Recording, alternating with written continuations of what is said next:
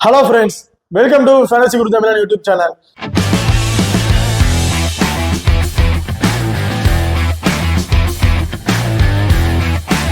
நீங்க நம்ம சேனலை சப்ஸ்கிரைப் பண்ணலைன்னா மறக்காம சப்ஸ்கிரைப் பண்ணிக்கங்க. அப்படியே பக்கத்துல பெல் ஐகான் டச் பண்ணி ஆல்னு கொடுங்க.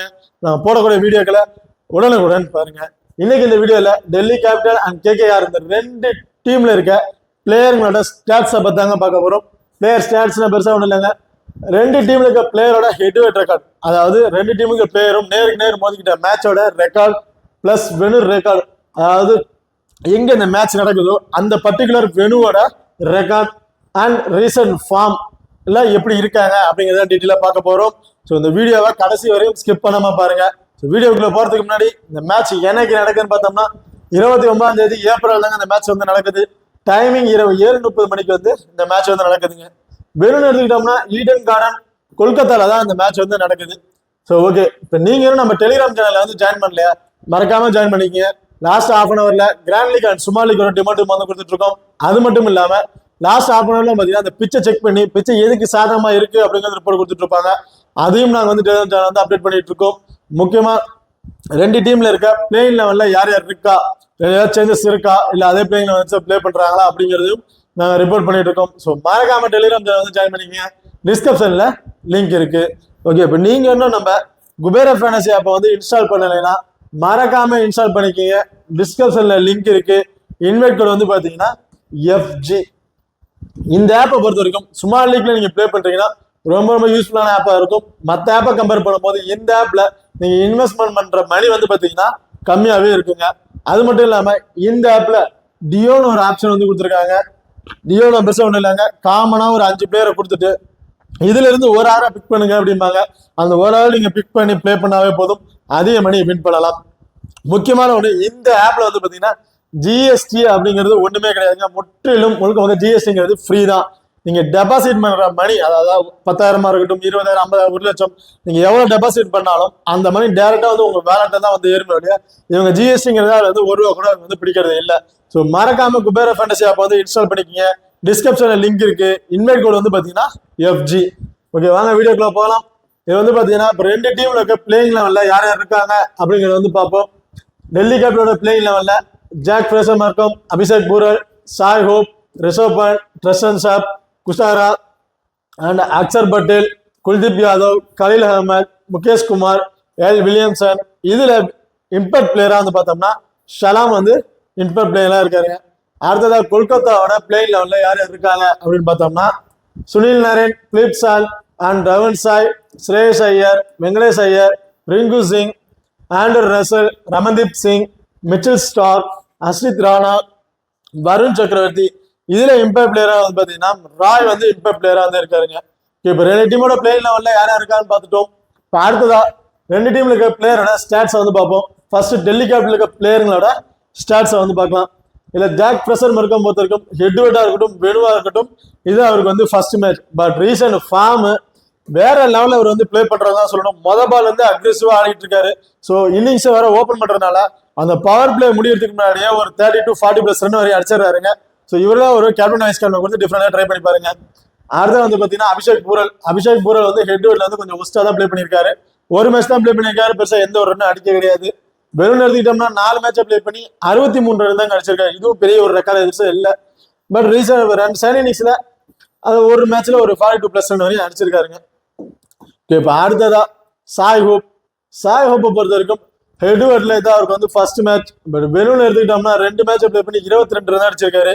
ஸோ வெனுல பெருசா சொல்லிக்கிற மாதிரி இல்லை, கொஞ்சம் ஒஸ்டான ரெக்கார்ட் தான் வச்சிருக்காரு.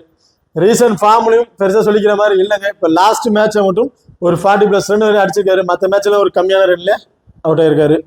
இப்போ அடுத்ததா ரிஷப் பண்ட் பொறுத்த வரைக்கும் ஹெட்வெட்ல 24 ஆவரேஜா வச்சிருக்காரு. 15 மேட்சுக்கு 357 ரன் வந்து அடிச்சிருக்காருங்க. ஃபர்ஸ்ட் இன்னிங்ஸ்ல கிட்டத்தட்ட ஒரு 4 மேட்ச்ல ஒரு 25+ ரன்னுக்கு மேல அடிச்சிருக்காரு. செகண்ட் இன்னிங்ஸ்லும் சேம் அதே 4 மேட்சுக்கு மேல ஒரு 30+ ரன்னுக்கு மேல வந்து அடிச்சிருக்காருங்க. ஸோ ஹெட்வெட்ல ஃபர்ஸ்ட் இன்னிங்ஸ் ஆகட்டும், செகண்ட் இன்னிங்ஸ் ஆகட்டும், ரெண்டுலயுமே வந்து நல்ல கருதா வச்சிருக்காரு. வெறும் எடுத்துக்கிட்டோம்னா 27 ஆவரேஜா வச்சிருக்காரு. 7 மேட்ச்ல 160 ரன் வந்து அடிச்சிருக்காரு. இதுல ஃபர்ஸ்ட் இன்னிங்ஸை பொறுத்த வரைக்கும் ஒரே ஒரு மேட்ச்ல மட்டும் ஒரு 50+ ரன் அடிச்சிருக்காரு. செகண்ட் இன்னிங்ஸ்ல 2 மேட்ச்ல வந்து பார்த்தோம்னா ஒரு 40+ ரன்னுக்கு மேல அடிச்சிருக்காருங்க. ரீசன்ட் ஃபார்மே வேற மாதிரி தான் அவர் வந்து பிளே பண்ணிட்டு இருக்காரு. அடுத்ததா ட்ரஸ்ட் அண்ட் ஸ்டாப்பை பொறுத்த வரைக்கும் ஹெட்வர்ட்ல ஒரு மேட்சை பிளே பண்ணி 57 ரன் வரையும் அடிச்சிருக்காரு. அதுவும் செகண்ட் இன்னிங்ஸ்ல தான். ஹெட்வர்ட்ல இது ஒரு நல்ல ரெக்கார்டு தான் சொல்லணும். ஏன்னா ஒரு மேட்ச் தான் பிளே பண்ணி அந்த ஒரு மேட்ச்லயும் 50+ ரன்னுக்கு மேல அடிச்சிருக்காரு. வேணும் இவருக்கு வந்து பாத்தீங்கன்னா இதாங்க அவருக்கு வந்து ஃபர்ஸ்ட் மேட்ச் இது வரைக்கும் பிளே பண்ணல. ரீசன்ட் ஃபார்ம் பாத்தீங்கன்னா ஒரு நல்ல ஃபார்ம்ல தான் இருக்காரு.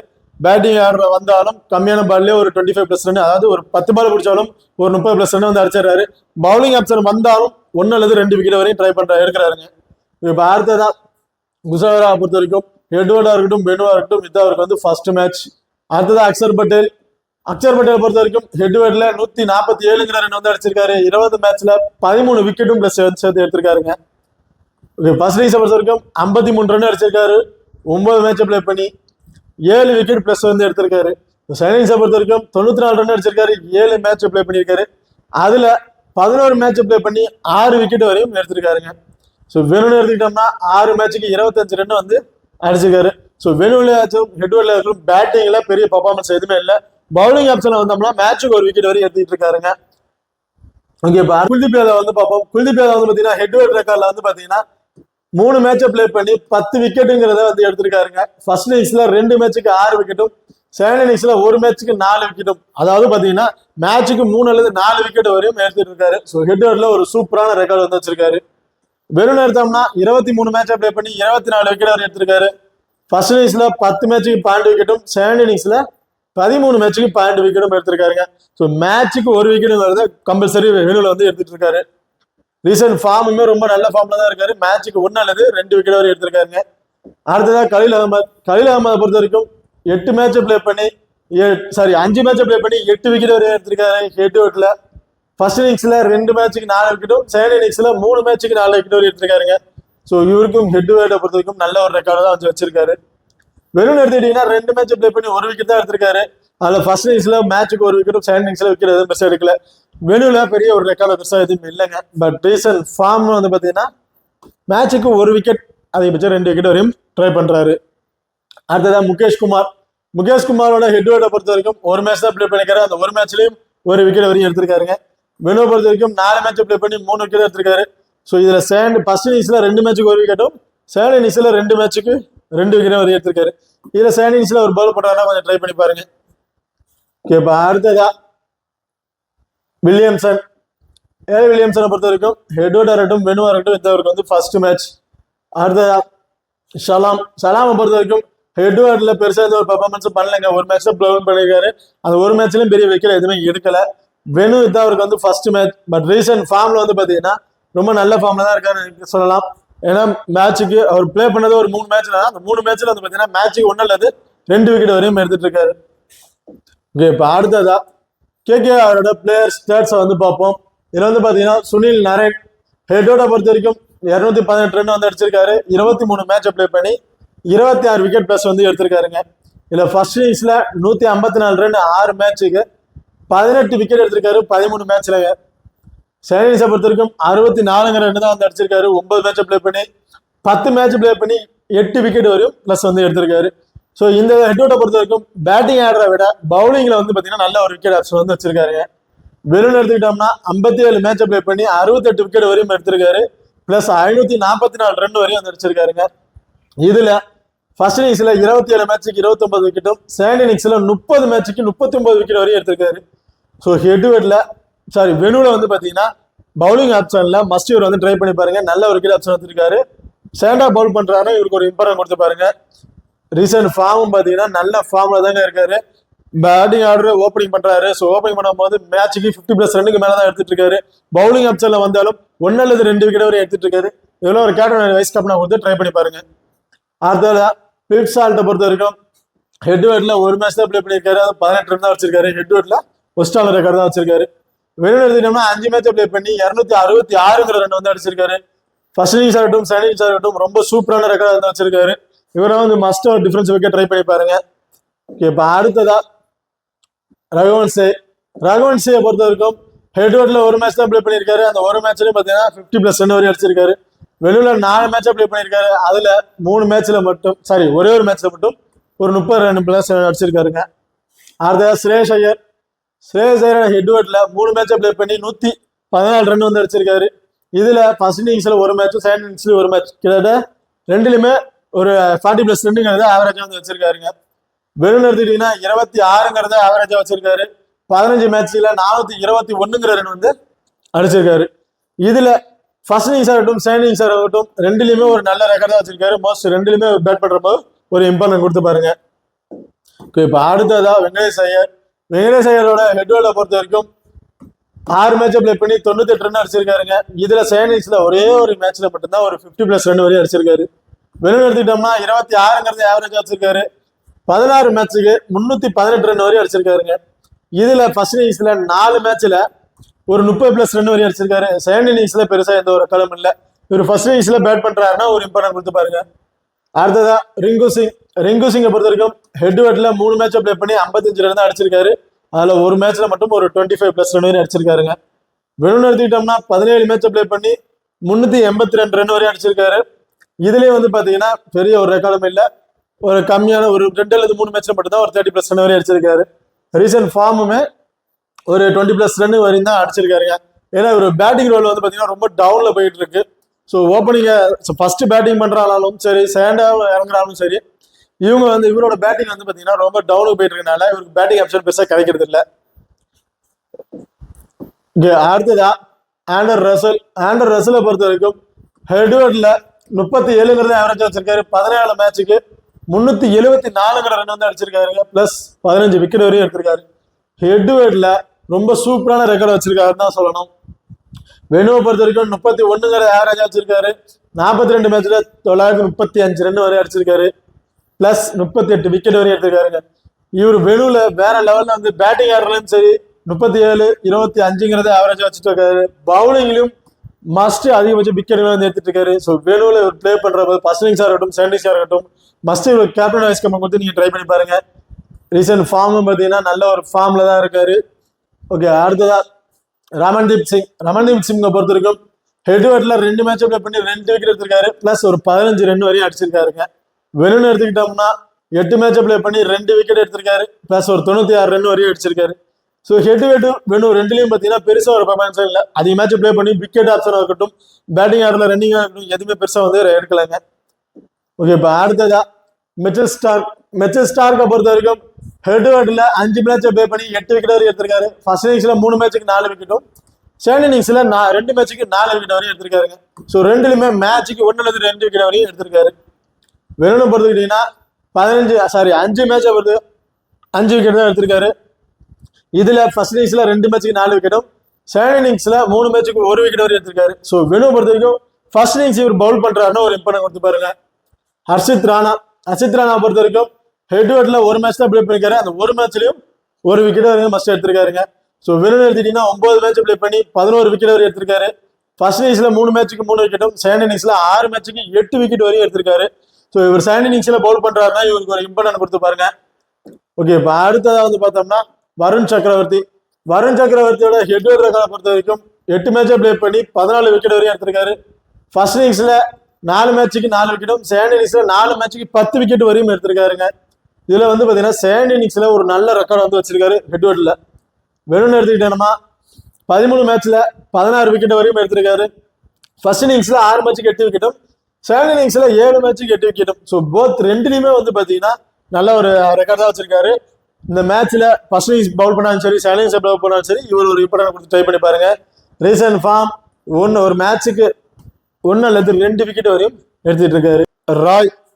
ராயை பொறுத்த வரைக்கும் ஹெட்வேர்ட் ரெக்கார்ட்ல ஒரு மேட்ச் பிளே பண்ணி 2 விக்கெட் வரையும் எடுத்திருக்காரு. அதுவும் செகண்ட் இன்னிங்ஸ்ல அந்த விக்கெட் வந்து எடுத்திருக்காருங்க. வெனு எடுத்துக்கிட்டோம்னா 6 மேட்சை பிளே பண்ணி 1 விக்கெட் மட்டும் தான் எடுத்திருக்காரு. பிளஸ் 62 ரன் வச்சிருக்காரு. இந்த வெனுல இவருக்கு வந்து ஒஸ்டான ஒரு ரெக்கார்ட் தான் சொல்லணும். இப்போ அடுத்ததான் வந்து பார்த்தோம்னா பிளேயர் பேட்டில் வந்து பார்ப்பாங்க. வந்து 2 டீமுக்கு பிளேயரோட ஸ்டாட்ஸை வந்து பார்த்துட்டோம். இதை வந்து பார்த்தீங்கன்னா பிளேயர் பேட்டில் 2 டீமுக்கு பிளேயருக்கு யார் யாருக்கு பேட்டில் இருக்க வாய்ப்புகள் இருக்கு அப்படிங்கிறத வந்து டீட்டெயிலாக பார்ப்போம்.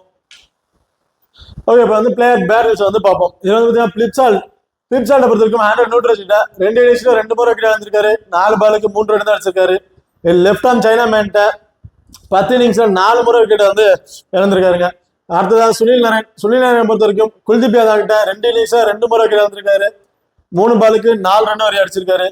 குல்தீப் யாதவ் கிட்ட கலீல் அகமது பொறுத்த வரைக்கும் 4 இன்னிங்ஸ்ல 2 முறை விக்கெட் இழந்திருக்காரு. 16 பாலுக்கு 26 ரன் அடிச்சிருக்காருங்க. Mostly Sunil Narine and Kuldeep Yadav and Khaleel Ahmed இவங்களுக்கு இடையில வந்து பாத்தீங்கன்னா ஒரு பேட்டில் இருக்க நிறைய வாய்ப்புகள் இருக்கு. இப்ப அடுத்தது ஸ்ரேயஸ் ஐயரை பொறுத்த வரைக்கும் குல்தீப் யாதவ் 6 இன்னிங்ஸ்ல 2 முறை விக்கெட் வந்திருக்காரு. 35 பாலுக்கு 52 ரன் அடிச்சிருக்காருங்க. கலீல் அகமதுக்கு 6 இன்னிங்ஸ்ல 2 முறை விக்கெட் வந்திருக்காரு. 20 பாலுக்கு 25 ரன் வரையும் அடிச்சிருக்காரு. அக்சர் பட்டேல்கிட்ட 5 இன்னிங்ஸ்ல 1 முறை விக்கெட் வந்திருக்காரு. 40 பாலுக்கு 62 ரன் வரையும் அடிச்சிருக்காரு. இதுல கலீல் அகமது அண்ட் ஸ்ரேயஸ் ஐயருக்கு ஒரு பேட்டில் இருக்க வாய்ப்புகள் இருக்கு. ஆண்ட்ரூ ரசல் எடுத்துட்டோம்னா குல்தீப் யாதவ் 3 இன்னிங்ஸ்ல 1 முறை விக்கெட் வந்திருக்காரு. 10 பாலுக்கு 4 ரன் வரைக்கும் தான் அடிச்சிருக்காரு. அதே அக்சர் பட்டேல்கிட்ட 7 இன்னிங்ஸ்ல 1 முறை விக்கெட் எடுத்து 36 பாலுக்கு 56 ரன் வரையும் அடிச்சிருக்காருங்க. Kuldeep Yadav and Andrew Russell இவங்களுக்கு இடையில ஒரு பேட்டில் இருக்க நிறைய வாய்ப்பு. பார்த்தீங்கன்னா ஜாக் பிரசமர்கோ பொறுத்த வரைக்கும் ரசல்கிட்ட 1 இன்னிங்ஸ்ல 1 முறை விக்கெட் எடுத்திருக்காரு. 2 பாலுக்கு 4 ரன் அடிச்சிருக்காருங்க. இது லெப்ட் ஆர்ம் மீடியம் பவுலர் வந்து பாத்தீங்கன்னா 20 இன்னிங்ஸ்ல 6 முறை விக்கெட் வந்திருக்காரு. லெப்ட் ஆர்ம் சைனா மேட்ட 6 இன்னிங்ஸ்ல 3 முறை வந்து விக்கெட் வந்திருக்காருங்க. இதுல ரசலுக்கும் ஜாக் பிரசமர்கோனுக்கும் ஒரு பேட்டில் இருக்க வாய்ப்புகள் இருக்கு. அடுத்த சாய்ஹோப்பை பொறுத்த வரைக்கும் ரசல்கிட்ட 3 இன்னிங்ஸ்ல 1 முறை வந்து விக்கெட் வந்திருக்காரு. சுனில் நரேன்ட்ட 7 இன்னிங்ஸ்ல 1 முறை வந்து விக்கெட் வந்திருக்காரு. அது லெப்ட் ஆர்ம் சைனா மேன்ட்ட வந்து பாத்தீங்கன்னா 5 இன்னிங்ஸ்ல 3 முறை வந்து விக்கெட் வந்திருக்காருங்க. இப்ப அடுத்ததான் வந்து பாத்தீங்கன்னா ரிஷப் பந்தை பொறுத்த வரைக்கும் ரசல்கிட்ட 7 இன்னிங்ஸ்ல 3 முறை வந்து விக்கெட் வந்திருக்காரு. சுனில் நரேன்ட்ட 12 இன்னிங்ஸ்ல 1 முறை விக்கெட் வந்திருக்காரு. ரமன்தீப் சிங்கிட்ட 1 இன்னிங்ஸ்ல 1 முறை வந்து விக்கெட் வந்திருக்காருங்க. அதே வருண் சக்கரவர்த்தியை பொறுத்த வரைக்கும் 5 இன்னிங்ஸ்ல 2 முறை வந்து விக்கெட் வந்திருக்காரு. 26 பாலுக்கு 27 ரன் தான் கொடுத்திருக்காரு. ஸோ வருண் சக்கரவர்த்தி அண்ட் ரிஷப் பந்துக்கு ஒரு பேட்டில் வாய்ப்புகள் இருக்கலாம். அடுத்ததா ட்ரஸ்ட் அண்ட் ஸ்டப்ஸை பொறுத்த வரைக்கும் வருண் சக்கரவர்த்தி கிட்ட 1 இன்னிங்ஸ்ல விக்கெட் இழந்திருக்காரு. 14 பாலுக்கு 26 ரன் வரை அடிச்சிருக்காருங்க. லெப்ட் ஆர்ம் ஆர்த்தடாக்ஸ் பவுலர் வந்து பார்த்தோம்னா 18 இன்னிங்ஸ்ல 6 முறை வந்து விக்கெட் இழந்திருக்காரு. 78 பாலுக்கு 88 ரன் வரையும் எடுத்திருக்காருங்க. இப்போ அடுத்ததா கேப்டன் அண்ட் வைஸ் கேப்டன் ஆப்ஷனை யார் யார் இருக்காங்க அப்படின்னு பார்ப்போம். அதாவது 2 டீம்ல இருக்க பிளேயர் ஸ்டாட்ஸையும் பார்த்துட்டோம், பிளேயர் பேட்டில் யார் யார் இருக்குங்கிறதையும் பார்த்துட்டோம். இதுல வந்து பாத்தீங்கன்னா ஸ்மால் லீக்ல ட்ரை பண்ணும்போது கேப்டன் அண்ட் வைஸ் கேப்டன் யாரை கொடுக்கலாம், கிராண்ட் லீக்ல ட்ரை பண்ணும்போது ரிஸ்கா கேப்டன் வைஸ் கேப்டன் யாரை கொடுக்கலாம் அப்படிங்கிறத டீட்டெயில பார்க்கும். இதுல வந்து பாத்தீங்கன்னா ஸ்மால் லீக்ல நீங்க ட்ரை பண்றீங்க அப்படின்னா Sunil Narine and Andrew Russell இவங்க 2 பேருக்கும் கேப்டன் வந்து வைஸ் கேப்டன் ஆப்ஷன் கொடுத்து நீங்க ட்ரை பண்ணி பாருங்க.